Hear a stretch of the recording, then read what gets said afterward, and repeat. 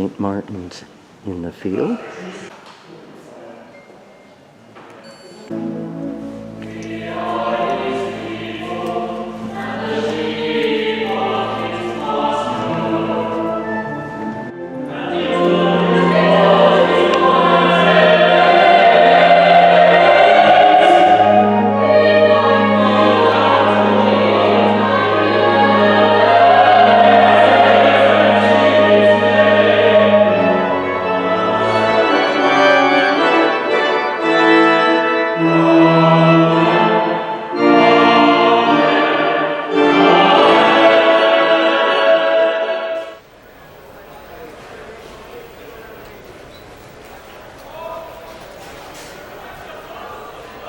We have Thomas More. He lost his head under Henry VIII, but they've got him in the painting. Henry VI. He was king of France, technically, and he got deposed and then put back on the throne and then disappeared, murdered. This is Edward IV. He's the one who deposed Henry VI and was there for a while, and then Henry VI came back. He escaped to the continent, came back, became king again. From 1452 to 1485, he's the one that got killed in the Battle of Bosworth Field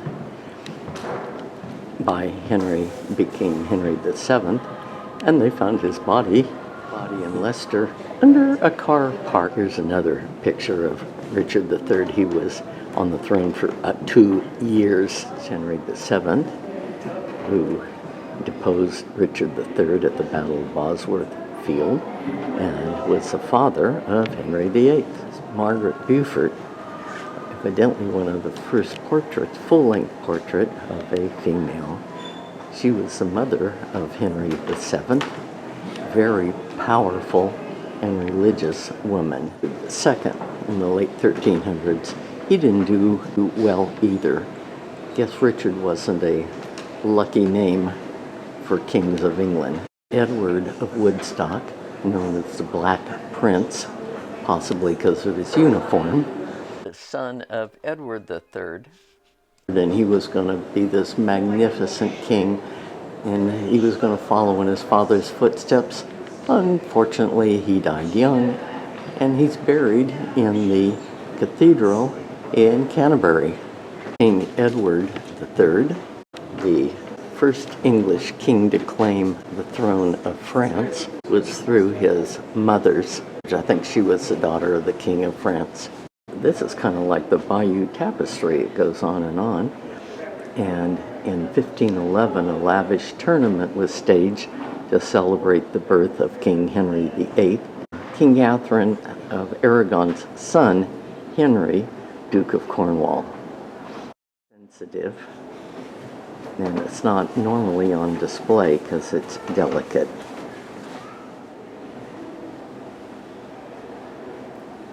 It might be Henry VII and his wife, Elizabeth of York, who united the Yorks and the Lancasters. Red rose. The other was a white rose, and that's why it was the War of the Roses, but they didn't call it then by that name. They put the two together. Thomas Cranmer, under Henry VIII, is responsible for Henry becoming head of the Church of England and breaking with the Catholic Church. Edward VI, son of Henry VIII, died young, and then Mary followed, and then Elizabeth followed, Elizabeth I. Cecil, Elizabeth I, a long 40 years he worked for her. Francis Drake, sea captain, privateer, all sorts of things. He was second in command when the Armada tried to attack England. And the portrait of Elizabeth I. Look at that outfit. Sir Francis Drake. Tiny waist, at least in the picture. How about Sir Walter Raleigh, who's involved in settling the colony at Roanoke that we know disappeared after he left. We still don't know what happened to Robert Dudley. a favorite of Queen Elizabeth for a while, and then he lost favor and ended up in ruins. The only one who was a serious suitor to marry her, but that didn't happen. Henry VIII's eldest daughter, after his son died early, she was a devout Catholic, also known as Bloody Mary, from all of the Protestants that died under her reign. Here's another portrait of Elizabeth, who was a Protestant, who after Mary died, became queen, and she whacked a bunch of Catholics. Not as many as Mary did of Protestants, though. Here's an early portrait of Elizabeth. You can see her hair. It's not hidden. She doesn't have a whole lot of white makeup on. And the comment here is she looks a lot like her father, Henry VIII.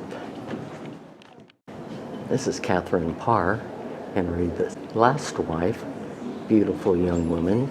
Got stuck with a almost bedridden old king. But she did survive him. Jane Seymour, the third wife of Henry VIII, I thought she was better looking, but oh well.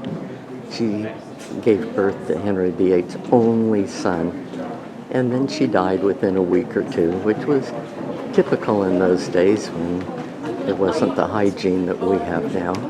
He's buried with her in St. George's Chapel over in Windsor. It's a portrait of Anne Boleyn, the mother of Elizabeth I. A whole bunch of charges against her. She was not guilty in my opinion, but off with her head. Cromwell, very involved with Henry VIII and closing on the monasteries and Catholic churches and grabbing all their money. Thomas More, who was very close to King Henry VIII, but he would not denounce Catherine of Aragon, refused, and he ended up getting his head cut off. Portraits made was popular when Charles I became king at the beginning of the 17th century, 1600, and Civil War broke out in 1642, and Charles I was executed, had his head chopped off in 1649. This is Frances Howard, Countess of Somerset, and look at that cleavage. Amazing. King Charles I, he got deposed and executed. This is Prince Charles, who later became Charles II. He did a little better than Charles I, but not much. Quite an outfit for a small child. He's 4 months old. I find that kind of hard to believe, but oh well. Son of James VI of Scotland and James I of England. And he would have been king, but he died, they think, of typhoid fever. Here's James VI of Scotland and James I of England. He followed Elizabeth. He tried his best to mend the differences between the Protestants and the Catholics. Kind of left a mess for his son, who ended up getting his head chopped off. Bust of William Shakespeare. Poor Queen Anne. She was the first female monarch after Elizabeth I. She ruled for about 15 years. Unfortunately, the woman had 17 pregnancies and one child who lived to 11. Here we have Prince Charles, Edward Stuart. This is the Bonnie Prince Charles. He was the grandson of the deposed Catholic King James II, and he was born in Rome, and he tried to invade Scotland, and the Scots, a lot of them supported him, and the English succeeded. His forces with the Scots were defeated at the Battle of Culloden. I think he went back to Rome.